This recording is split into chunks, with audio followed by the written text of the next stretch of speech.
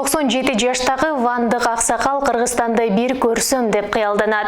Кытай Титаниктин көчүрмөсүн жасап бүттү. Нарында асыл тукум саралауйлар тоодон кулап кырылууда. Саламатсызбы кадырман көрүүчү, сиз көрүп жаткан Бизон медиа порталынын айтмакчы программасы ушул жана башка кызыктуу кабарлар менен тааныштырып, кызматта Айпери Шенкулова.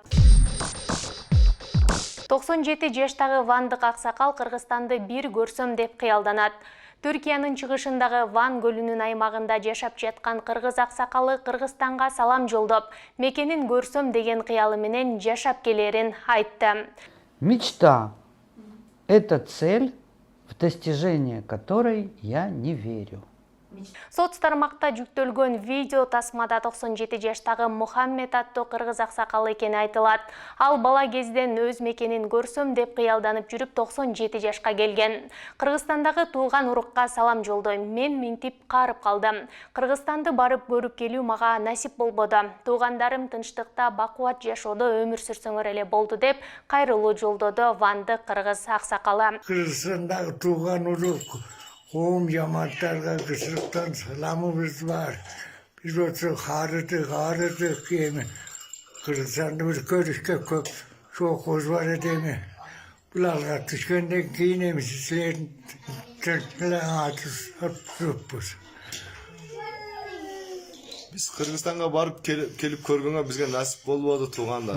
Деп жатат туğanlar. Ал эми соц тармак колдонуучулары аксакалдын кыялын кеч болсо да орундатуу сунушун кылып, тийиштүү мамлекеттик кызматкерлердин көңүл буруусун суранып жатышат. Никогда ничего не поздно.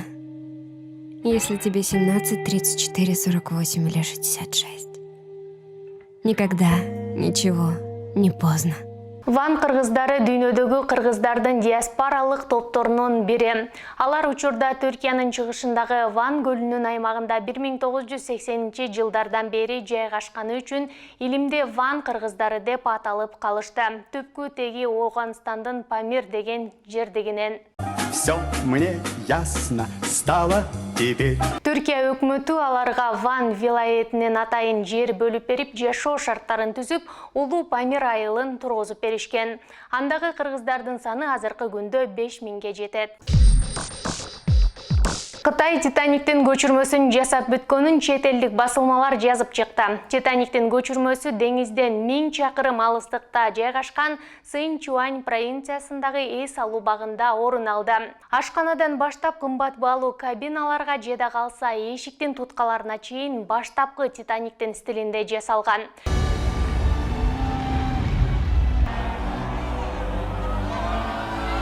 5 жылдыздуу кабиналарда түнөп калууну каалаган коноктор 2000 юань болжол менен $300 төлөшү керек. Эске сала кетсек, анын баасы $150 миллион ашык турат. Сколько? Ты шо?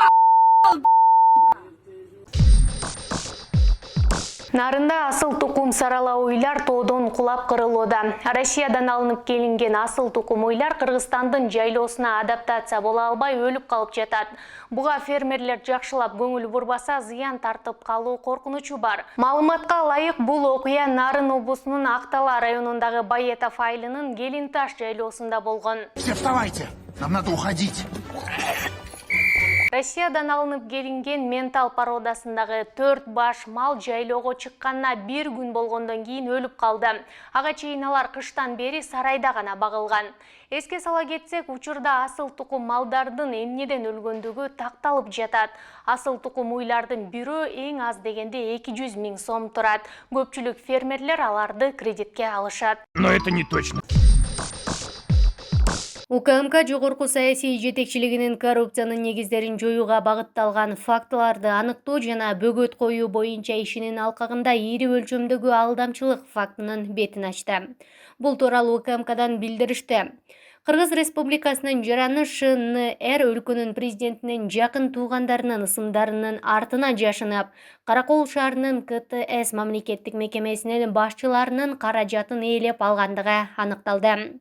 Кызмат ордун сактап калуу үчүн 5000 АКШ доллары жана 45 000 сом өлчөмүндө ири суммадагы акча алган. Кыргыз Республикасынын улуттук коопсуздук мамлекеттик комитети мамлекеттик органдардын жооптуу кызматкерлерин Ошондой эле алардын жакын туугандарынын аты жөнүн жана кадыр баркын кылмыштуу максаттарда колдонууда.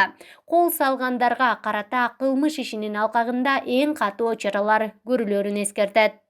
Айтмакчы, мурда күнү УКМК Кыргыз Республикасынын президенти Садыр Жапаровдун бир тууганы Сабыр Жапаровдун атын жаманган алдамчыларды кармаган болчу. Кто вы такие? Не важно, кто мы такие. Важно то, какой у нас план. Ушул жана башка жаңылыктарды биздин сайтыбыздан жана социалдык тармактардагы баракчаларыбыздан көрө аласыздар. Дарегибиз Бизон Чекит KGZ. Кийинки чыгарылыштан амандашканга чейин сак саламатта туруңуздар.